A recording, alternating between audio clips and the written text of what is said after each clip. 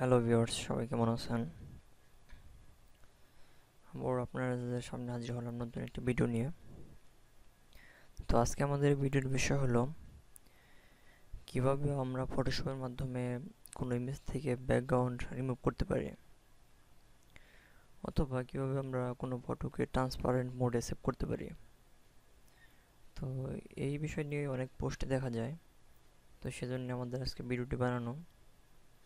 তো চলুন দেখে নেওয়া যাক। তো জন্য আমাদেরকে প্রথমে ফটোশপ ওপেন করতে হবে। তো আমরা যে ছবি নেব, তো ধরুন আমরা এটা নিলাম। তো প্রথমে আমরা কুইক সিলেকশন টুল দিয়ে আমরা যে ফটো বা আমরা যে অংশটুকু সিলেক্ট করতে চাই বা সেই অংশটুকু সিলেক্ট করব।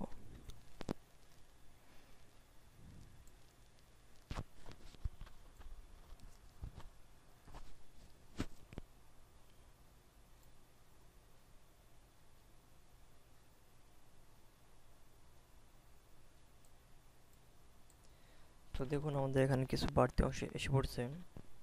সেজন্য আমরা যদি মাইনাস করতে চাই তাহলে আমরা এর উপরে দেখুন মাইনাস সাইন আছে, আমরা এখান থেকে মাইনাস ক্লিক করে করতে পারি। অথবা আপনি যদি অন্য একটা অপশন আছে, সেটা অল্টার, আপনি অল্টার প্রেস করেও আপনি ওভাবে মাইনাস করতে পারেন সিলেকশনটা। তো অল্টার প্রেস করাটা অনেক ইজি।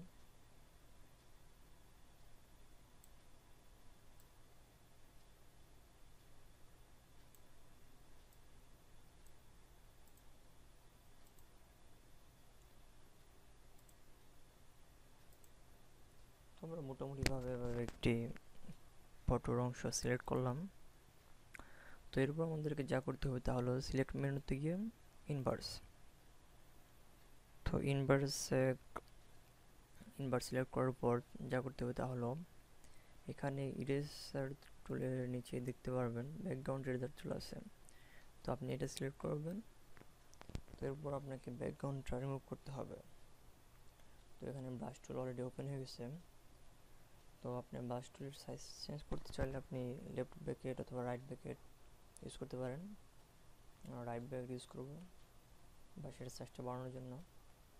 তো এখন আমরা এখানে ক্লিক করব, তাহলে দেখতে পাচ্ছেন যে আমাদের ব্যাকগ্রাউন্ড অলরেডি রিমুভ হচ্ছে। আমরা সম্পূর্ণ ব্যাকগ্রাউন্ডটা রিমুভ করব।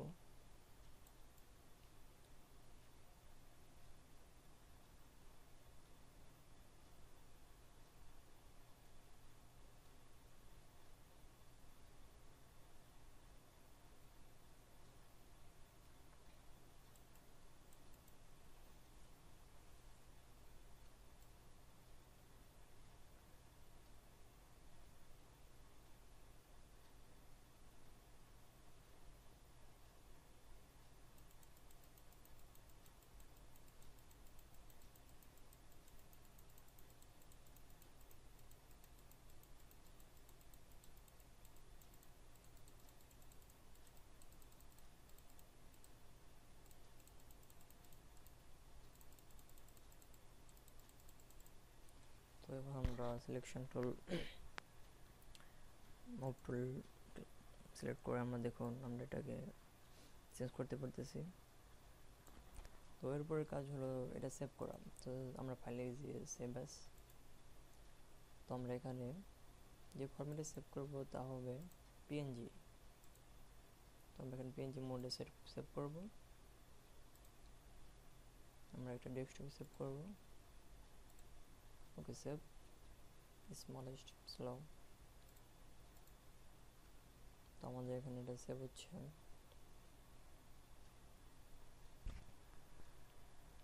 48%।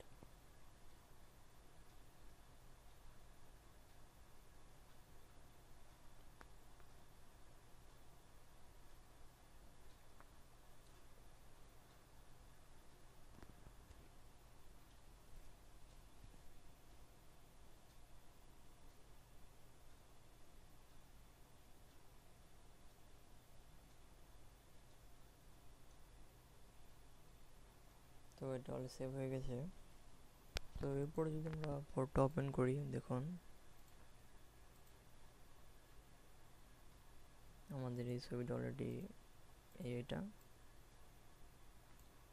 তো আপনারা এইভাবেই কোনো ছবি ইমেজের ব্যাকগ্রাউন্ডটা রিমুভ করতে পারেন এবং ট্রান্সপারেন্ট ব্যাকগ্রাউন্ডের ছবিটা সেভ করতে পারেন। তো ভিডিওটি দেখার জন্য সবাইকে ধন্যবাদ। আসসালামু আলাইকুম।